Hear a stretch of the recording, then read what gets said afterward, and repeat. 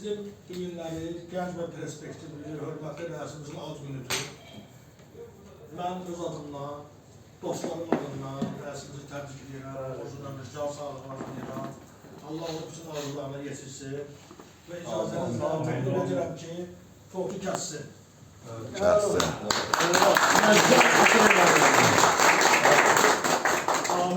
Ortasını yedi gezirsin. Kəs gərək qardaş.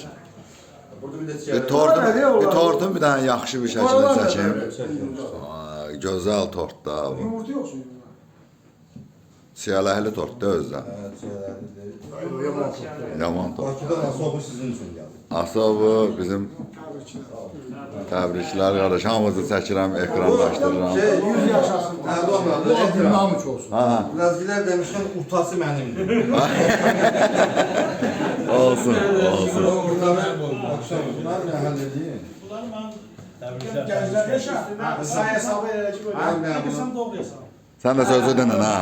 Dağma güzel, insan doğru dağma.